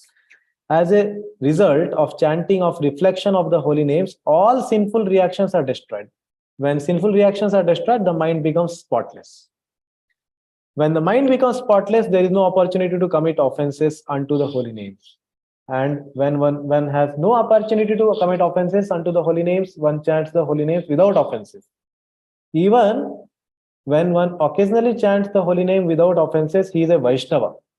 See, very important point. Even when one occasionally chants the holy name without offenses, he is a Vaishnava. When he chants the holy name without offenses. Okay. So what I have done here, I have just put it into a flow chart, because these two slides, when we read, we would not have understood what is the flow going on. So I have put it in the flow chart. So these are the 7 steps basically mentioned here. First, one may be doing offenses to the holy name, but when one continues chanting the reflection of the holy name, because he is committing the offenses to the holy name, he is chanting the reflection or namabhas, and then when it continues, then what happens? The destruction of sinful reactions happen. And who is the example for that? We know, very famous example in Srimad Bhagavatam 6th canto. Who chanted the holy name and got rid of all the sinful reactions? Ajamila? Yes. Yeah. Ajamila is the very perfect example. He chanted only one holy name. What kind of holy name did he chant? He did not chant Narayana. Yeah. Namabhas chant. Yeah. He did not chant Shuddha Nam also, right? He just chanted a reflection of the holy name. Why? Why did he chant reflection? Why not Shuddha Nam? Because he did not have the knowledge of the holy name Tattva. He did not know Nama Tattva. He did not know Sambandha Gyan. He did not know Abhidya Gyan. He did not know Prayojan Gyan. All that he started knowing only when Vishnu Dutas came. Vishnu Dutas came, and then the Vishnu Dutas described the holy name's glory. To whom? To the Yamadutas. And then who was hearing? Ajamila was hearing.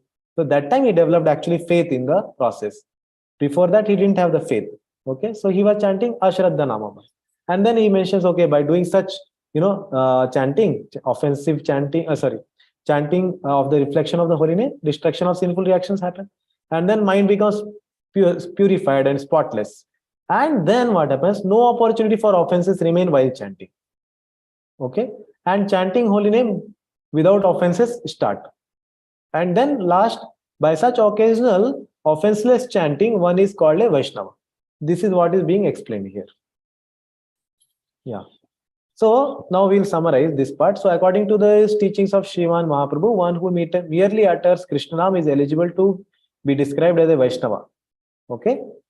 Among the Kanishta Bhaktas, those who are described as Vaishnava Praya, resembling Vaishnavas, or else Vaishnava Abhas, the semblance of Vaishnava, only chant Namabhas. They do not chant Shuddha Nam, the absolutely pure holy name. They do not chant Shuddha Nam. Why? Because their knowledge is not based on the scriptures. They don't have Shastri Shraddha. Their knowledge is just conventional. So they are not able to chant the Shuddha Nam. Okay? They are chanting Namabhas. However, those who are in fact able to chant Shuddha Nam, even once, have Vaishnava qualities and are Shuddha Vaishnavas. Those who incessantly chant Shuddha Nam are Vaishnava Tara, possessed of Vaishnava qualities to a profound degree. And those who cause others to chant Krishna merely by being visible to them are Vaishnava Tama, possessed of Vaishnava qualities to the superlative degree. Okay, so that's what is the concluding thing of this part. So those of the devotees who are sadhakas like us, when we have the faith based on the Shastra, according to Guru, Sadhu and Shastra, okay, we have the faith in the holy name, in the scriptures, in the all the devotional paraphernalia, and we faithfully practice the angas of bhakti, then when we chant the holy name also with that knowledge, it is not the name with offenses, okay, or it is also not name with abhas. It is actually Shuddhana. Okay, that's what is being explained. Those who are chanting with the pure heart, with the knowledge of the devotional items, they are actually chanting the holy name purely. Okay, they may chant maybe not always, but occasionally. That's what is mentioned here, right?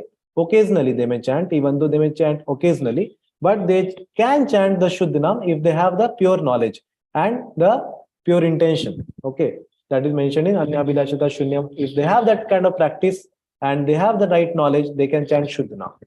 Okay. So, as our discussion is only about the offenses and who is a Vaishnava and what kind of offenses actually happens. So we will just skip this portion, which is going more into detail about the aspect of the holy name. We will just skip to the end of this 3 sections. We'll just skip because we will have to take some question and answer also, and this is a little detour of the topic. So I'll just go to the section which is relevant for us. But I just concluded whichever was the important part of the next slides. Yeah. So I will go to the second last section. Yeah. Yeah. Okay. So this is section 17. So those who are interested into seeing the details, I will share the PPT with all of you, so you can go through. Okay. So 17th section here he says that wicked people see faults in Vaishnava in 3 ways. Okay. So pure Vaishnavas have no faults and are therefore above criticism. But those who criticize them just blame them and vilify them wrongly. Such wicked persons hatefully criticize the Vaishnavas in following 3 ways. First, they criticize all the faults that existed in a person before Shuddha Bhakti manifested in him. In actual fact, as soon as Bhakti appears in one's heart, all of one's fault begin to quickly disappear. And what is that called? That is called as Klesha Ghni. Correct? We have learned in the Nectar of Devotion that the very first characteristic of the sadhana bhakti is that the kleshas, they start disappearing. Correct? Anarthas start disappearing. Anarth nivritti also begins. Okay. So slowly, as much the faith is there, the reduction of anarthas start happening. Right? So we should avoid this thing, that criticizing the Vaishnavas based on their life which was prior to they have taken bhakti. Okay, we should not criticize them for this. Second, during the period of time in which any untoward propensities are being destroyed within the Vaishnava's heart, wicked people take the opportunity to criticize him for any faults that may still remain in him. And this point is about when he is actually doing the bhakti. It's like taking shower. So while he is taking shower, there may be some dirt on his body, which is going to go away in few minutes now. So when he is practicing bhakti, all the anarthas in his heart is going to go away. So one should not criticize while the work is in progress. Okay. The Vaishnava is being purified. That time also we should not criticize. Okay. And we know that apichet suduracharo bhajate mam ananya bhag sadhureva samantavya samyak vyavasthito isa. If that devotee is samyak vyavasthita, he is properly situated, he might have committed some mistake due to some unintentional thing happening. But if he is samyak vyavasthita, he is properly situated, then what we should do? We understand that he is a righteous person. Okay. Chipram bhavati dharmatma, shashvat santim nigachati. He will quickly become righteous. Sadhureva samantavya. We should consider him as a saint. Okay. And then third way of criticism is, although an exalted Vaishnava is never inclined toward faulty behavior, sometimes due to divine providence, some unwarranted conduct may be observed in him. Though such faulty behavior can never remain a permanent habit in a Vaishnava, wicked people still criticize him for it. See what is mentioned. If sometime by the will of providence or some faulty behavior may sometime happen, okay, one should not consider that person to be a wicked and should not consider criticizing him. Okay.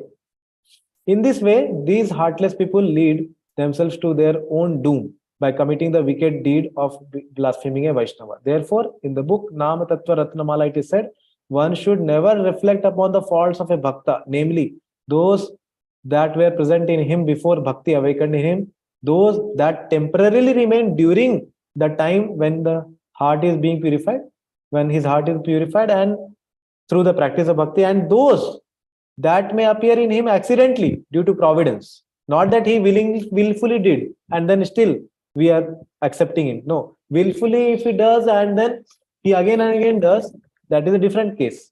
But here is a case which is mentioned about accidentally due to the providence because of his some previous conditioning. He did not plan to do it like that. We should understand. Okay, otherwise it is seventh offense. One who can reflects upon any of these faults, not with a good-hearted purpose, but rather with slanderous intent, is a blasphemer of saints and is extremely degraded. See, such a heavy statement Bhaktivinoda Thakur is writing. Okay, so further he explains that there may be a good-hearted purpose that is only meant for those who are into the management. It's mentioned later that there may be some managerial purpose for which one may have to see that, okay, this devotee is good for this service or this devotee is not good for this service. One may do. But if one is not a manager and he doesn't have that service of this, grading among the Vaishnavas and who is fit for which service, one should never ever do these three kinds of criticism. Okay. And he explains that previous criticism of a Vaishnava's previous faults is abominable. Or he does any faults that were present in a Vaishnava before the onset of bhakti should never be reflected upon unless there is some good-hearted purpose in doing so. Okay. And then same verses which I quoted, Chipram Bhakti Dharmatma Apichet Suduracharo, he explains here. And then in the end he says it is offensive to criticize a Vaishnava for his waning faults or for any fault that appears by providence. So by the influence of bhakti, all the extremely abominable kinds of behavior that may have existed in one's heart before the awakening of bhakti and have gradually become one's acquired nature, nisarga, diminish day by day and are finally destroyed within a very short time. See, that is the power of bhakti. Therefore, criticizing a Vaishnava without a virtuous motive because of the presence of such waning faults results in Vaishnava aparadha. Even if one observes some accidental fault in a Vaishnava that occurs due to divine providence, one should still not criticize him. In this context, sage Karbhajan has said, Swapadamulam bhajata priyasya tyaktani abhavasya hari paresha vikarma yaccha utpatitam kathanchid dunoti sarvam hridi sannivishta. Very famous shloka. That person who engages in exclusive bhajana of the lotus feet of Sri Bhagavan, having left all else, is most dear to him. Even if the tendency to engage in some sinful forbidden act somehow appears in his heart, Parameshwara Shri Hari, who resides directly within his heart, not only destroys those tendencies but also removes any reaction that would have come as a result of having committed some sin, but known that he has done the forbidden act somehow, not in a planned way and not intentionally. Okay, it happened just by will of providence or because of his forceful conditioning of the past. Okay, the underlying principle is that wrongly blaming and criticizing a Vaishnava for any of the faults just mentioned, which fit into three categories, leads to Namaparad, offenses against the holy name. If one commits Namaparad, a Sfurti, divine revelation of Nam, will never take place. And without such Sfurtis, it is not possible to become a Vaishnava. So such grave is Vaishnava Parad. So the faults of others can be deliberated upon if one has a virtuous motive. So that I told as a manager, one may do. Yeah.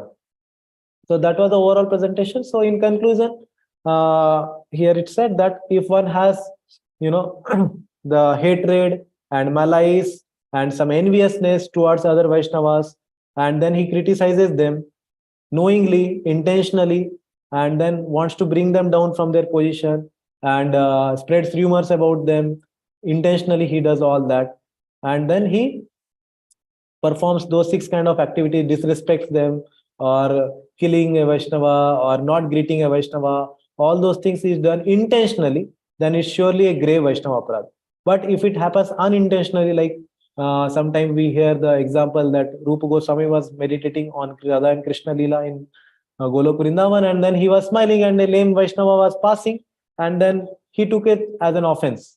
And then later, obviously, Rupa Goswami, he begged forgiveness from that Vaishnava, he pleased him. So unintentional aparad can also have such an effect on such a elevated Vaishnava like Rupa Goswami.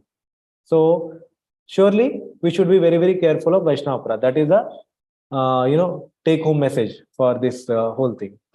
So let us take some questions and discussions if anything is there. So if anyone has any questions, you can put it in the chat box or you can speak it. Just one more thing, Mataji, but the whole presentation, the intent was not to make all of you fearful of Vaishnavas and Vaishnava Aparad, but to make you aware that it happens intentionally. Okay, grave offenses which can restrict our progress happens intentionally, knowingly, with hatred and malice and enviousness in our heart towards Vaishnava, and it is done with a willing intent and with a very, very deep hatred. Okay, but it's not that when we go to the association of Vaishnavas and any mistake happens unintentionally, also they will take it as a Vaishnava aparad. That is not true. Okay. Yes, we can go ahead with the questions. Dandatnam Prabhuji. Excellent presentation and session, Prabhuji. Yes. Mataji, presentation was Bhakti Vinod Thakur. Yeah, and I was just an instrument. Yeah, it is his presentation. Prabhuji, just kindly enlighten little more on the Shuddha Bhakti, Shuddha Nama. That Shuddha Nama, how we have to say that Shuddha Nama, we are saying Hare Krishna Mahamantra, no, we are chanting, no. We want to improve to Shuddha Nama. What are the this thing to make it a Shuddha Nama? Kindly enlighten me, Prabhuji. Yes, Mataji, if you can just say again your question, exact question. You are asking that Shuddha Nama, Prabhuji, Shuddha Nama. Shuddha Nama you told, no? Yes, Shuddha Nama means you are chanting Hare Krishna Mahamantram. Mahamantram, you say Shuddha Nama of saying, you have to say Mataji is asking how to grow from Namabhas to Shuddha Nama. Mataji is asking how to go from Namabhas to Shuddha Nama. How we can start chanting Shuddha Nama. Yes, yes, Prabhuji. How we can start chanting Shuddha Nama? Okay. Yes. So Mataji, thank you, if I understood your question properly, so the Shuddha Nama is that name which is uttered with pure faith. Okay. So when one has pure faith, what is that pure faith? That Anyabhilashita Shunyam Gyan Karmadi Anavritam Anukullena Krishna Anushilanam. So it is explained that this is the definition of the pure bhakti. So when he understands this definition and he imbibes this definition and practices bhakti based on this, not that he doesn't have any material desires. He may have a material desire, but he understands that I have to remove this material desire. He has an intention to remove the material desire, and then he practices bhakti. And then with that intention, when he practices the pure bhakti with pure faith, and what the holy name he chants, that person, to the degree he has pure faith, to that degree he can chant Shuddha Nama. So it's not that the sadhaka never chants Shuddha Nama. No, the sadhaka can chant the Shuddha Nama to the degree he has pure faith and to the degree he has advanced from his anarthas. Anarth nivritti has happened. Okay. And the question, the second part is how to go from the Namabha stage to Shuddha Nama stage. So according to the discussion we had, so when we grow, Namabhas is the name taken by the person who is not having the Tattva Gyan of the devotional items. Okay, Krishna or Sambandha Gyan or the Abhideya Gyan or Prayojan Gyan, the person doesn't have. So he's called a Vaishnava Praya. He is a Vaishnava Abhas and he chants the Namabhas. Okay, and when he gains knowledge, to the degree he gains knowledge about the Sambandha, Abhideya and Prayojana, and he practices Shuddha Bhakti, to that degree he can chant Shuddha Nama. Does it answer, Mataji? Thank you, Prabhuji. Thank you. Hare Krishna. Thank you so much, Mataji, for that question. Next, I request Sukakar Prabhu, you can ask your question. Yeah. Prabhu, I just want to know that some of our God brother, okay, he's been maybe introduced by me into this call. Suddenly he goes and tells something which is totally false. And the third person is telling me that he did like this. I said, Prabhu, don't do like that. If you want to tell me, don't go and tell somebody. Okay. So So is it not right to tell him or just keep quiet and that aparad is them? I want to remove the aparad. That you just hurt me. And when I told him, I'm sorry, I didn't mean it. I didn't mean it. But what do you mean I didn't mean it? You cannot quit spreading rumors like that, no? Devotee should not do like that. So is it wrong to correct him or it is just to just keep quiet, tolerate? Yes. Does it work? No. Yes, Prabhuji. Yeah. I understand your question and emotions both. Yes, Prabhuji. So actually, many times we may have that experience, but as we are senior devotees and we are taking some responsibilities and we may have some services, so we may have to deal with all kinds of devotees. But in general, what I would suggest is that when we want to show something to be practiced in others, we can practice ourselves. And if there is something rumor being spread about us, so we can actually address whoever is the person in a very Vaishnava way, and we don't want to offend, and we don't know what is the intention of that person because we don't know his mind, and we can discuss in a Vaishnava way with him and clarify if he has any doubts. But in generally, the devotees they are very kind-hearted, and when we discuss with them, they will understand the situation. Thank you very much. Any other questions? Yes, Prabhu. I request Anuradha Mataji, you can question. Hi, Krishna Mataji. Thank you. Thank you, Prabhuji. Thank you for a very, very detailed class. Prabhu, when you were talking about it's a aparat to regular people and then little Shraddhavan and then Brahmana. Four categories, yes. Yeah, four yes, categories. yes, So yes. during that, like I was also answering that Brihaspati is a Brahmana. Is he mentioned as a devotee, Prabhu? Sorry if that's a too naive of a question, but that was my doubt. Is he mentioned as a devotee, like just for my understanding, Prabhu? Brihaspati. Like you were saying, like it's definitely a guru aparad, but is it a Vaishnava aparad or it's a Brahman aparad? Yeah, Brihaspati is a Vaishnava and it is a Vaishnava aparad, yeah. Okay, okay, Prabhu, yeah. But is it like how, like for Brahma, you were saying not all Brahmas would be a devotee, right? But our Brahma is Brihaspati always a devotee or he is a devotee in this? No. Yeah. This particular Brihaspati in this pastime, Mataji, yeah, he is a devotee. Yeah, he is the guru of all the devatas. And but as we know, Brihaspati is a post. So it's not that all those people who take up this post will be Vaishnavas. Yeah, that may not be true. But this one is, you said, right? This is considered as an offense to a Vaishnava. Okay, but this Brihaspati, the Brihaspati whom we are referring to is a devotee. Vaishnava. Thank you so much. Yeah, thank you, Prabhu. Very good class. This aparats are to be discussed more and more because of that we are going wrong. We don't know where we are going wrong and what to do and what not to do. Very confusing. Yeah. Okay. Yes, Prabhuji, I understand. Yeah. Yes. Next question. Somebody has? You can ask your question. Prabhuji, you have time? Question? Yes, Mataji. I have. Yeah. Revati Priya Mataji, you can ask your question.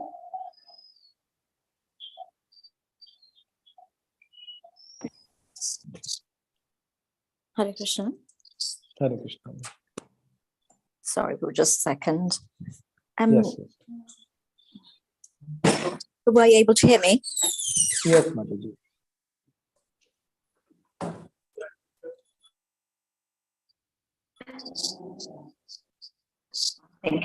Very well, Prabhu. Are you able to hear me?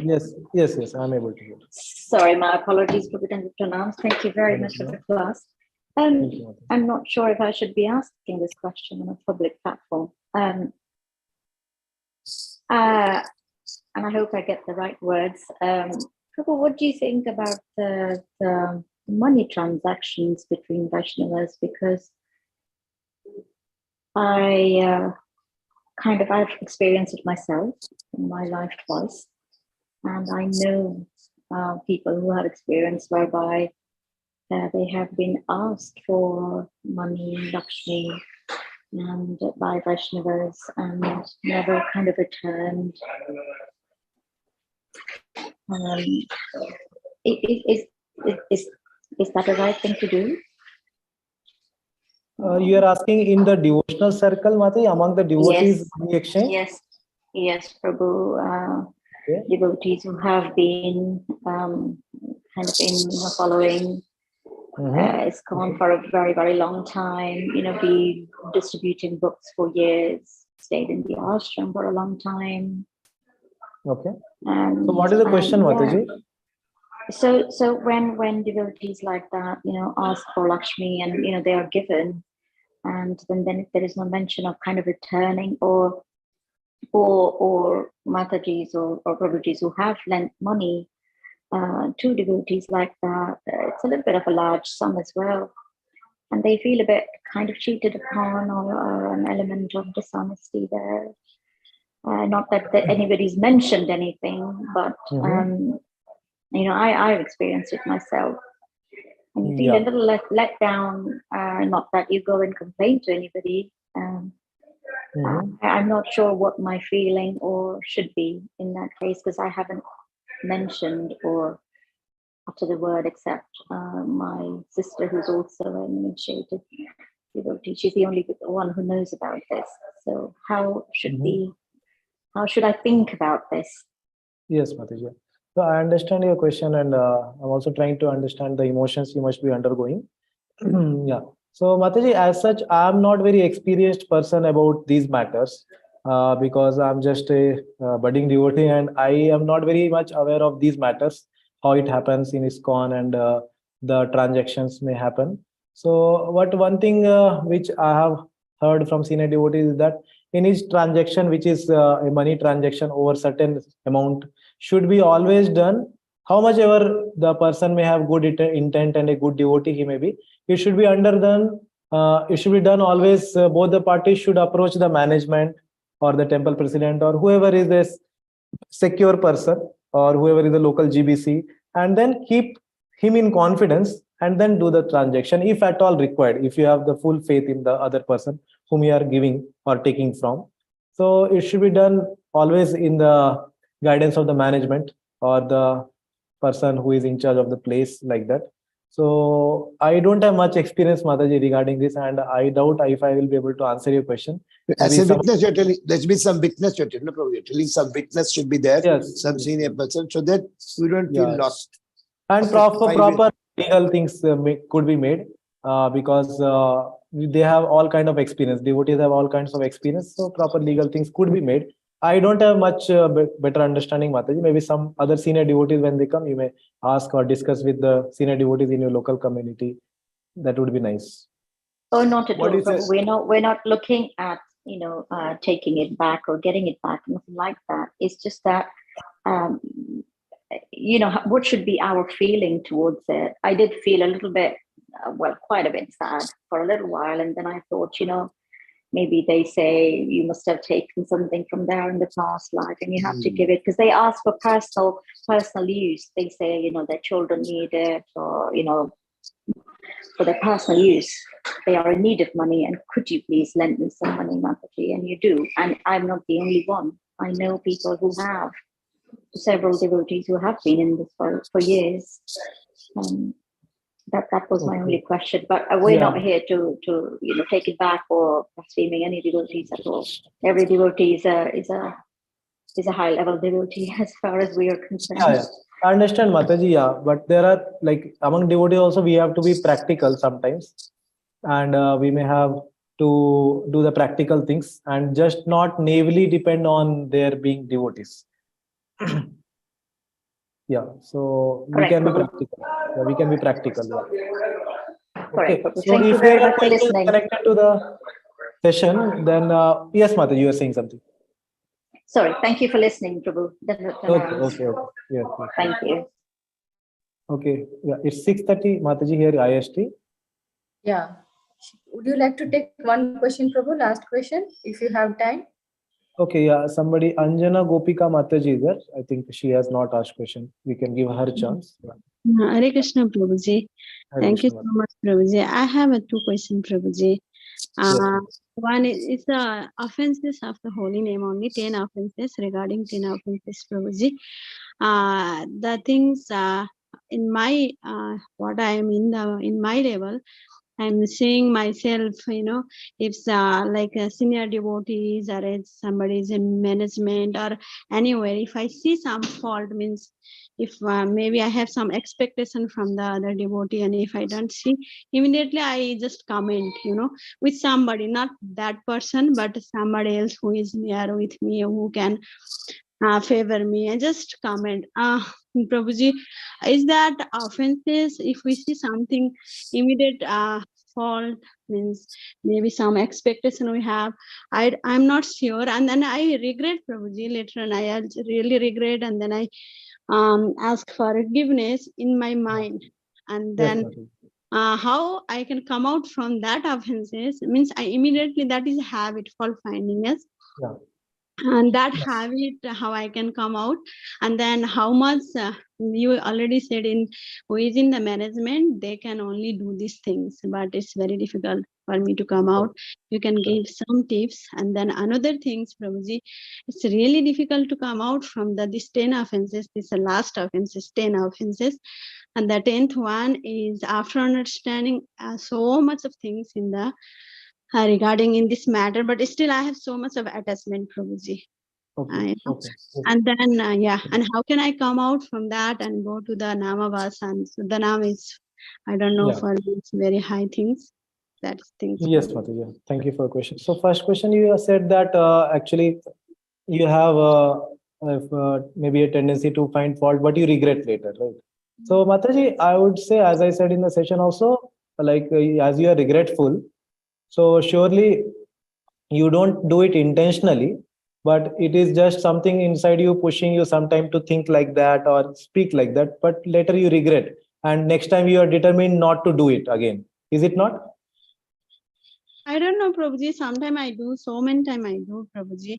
It's but, become a habit, Yeah, I'm asking that next time, do you feel that I should not have done and I should not do it again?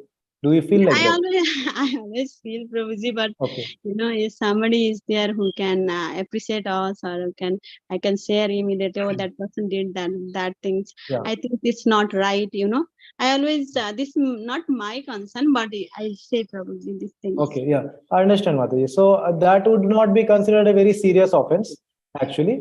And at the same time, it's not, we should not take it granted that anyhow it's not considered a serious offense, because it's not done intentionally with the intent of hatred or malice or enviousness in heart, but it's just happening. And then next time we can try to avoid and pray to Krishna for that. That is the answer to first question. And then second question, what did you ask, Mataji? I forget. It's the 10th offense, Prabhuji. 10th offense. I know so much of things, but I still a lot of attachment is there. For yeah.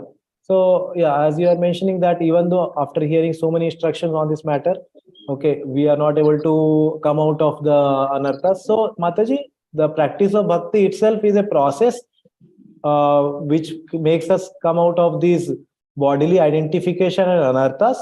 Okay, we don't have to hunt behind our anarthas and then take it out one by one. Path of bhakti is more about artha pravritti, means to focus on what I should do. Bhakti limbs of bhakti, chanting nicely, okay, and hearing Srimad Bhagavatam daily, doing the bhakti limbs nicely, that automatically, by the effect of bhakti, the byproduct of the bhakti is that anarthas will go away. Just like when we do cooking, the purpose of cooking is not to produce, lot of, ash when we are doing cooking with the wood, obviously. So the ash is also produced of the wood. The purpose of the cooking is not to produce ash. The purpose of bhakti is to get the bhoga prepared for Krishna. So similarly, our bhakti purpose is more intentfully towards progressing ourselves and doing the positive items nicely, like chanting, reading, hearing, okay, associating with devotees, all that, doing nicely. Then we can automatically overcome the anarthas like Dehatma Buddhi, which is addressed in the 10th offense. And we don't have to overly be sick, thinking that, oh, I am not able to give it up, I am not able to give it up. Then we don't have much faith in path of bhakti and Krishna. So we are thinking that, oh, I have to do something. We should have more faith in the path of bhakti and Krishna, and then they will take care to make us rid of the anarthas like Dehatma Buddhi and other things. Okay. That makes sense, Prabhuji. Yeah. Yeah. The process of bhakti, you should have full faith, and then automatically it will happen. Yeah. We don't have to put very, very extra endeavor. Yeah.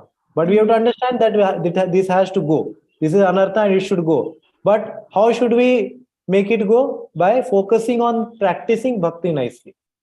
Okay. Yes.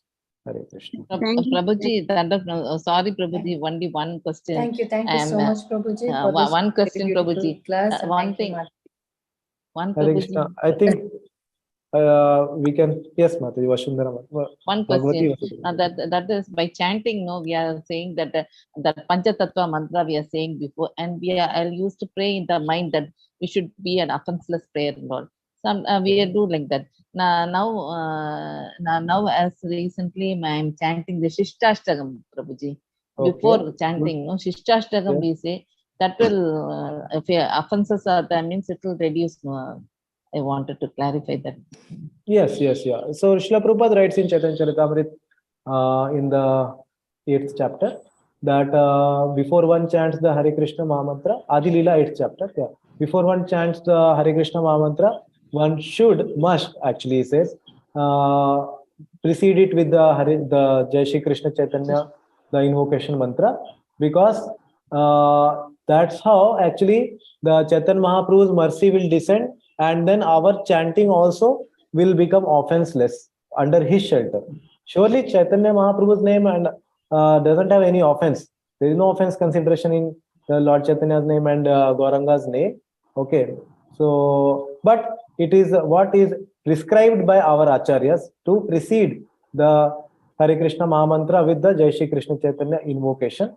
So when we do that, then automatically with the offenses will be taken care. Okay. And then at the same time, we should try to practice our bhakti nicely and do chanting more attentively. Like that. Okay. Shishtashtagam also. Shishtashtagam. Yes. Shishtashtagam we should chant, we should recite before the chanting. I think we are already doing it. Thank you. Thank you. Hare Krishna. Thank you so much, everyone. Much Prabhuji for this enlightening class. We are really grateful for you, and we look forward for your association in the future. Let us pay our obeisances to Prabhuji. Avancha kalpatarubhyascha Vaishnavabhyo namo namaha. Jai. Thank you so much. Thank you very much. Thank you so much, Prabhuji, for coming on the call and giving us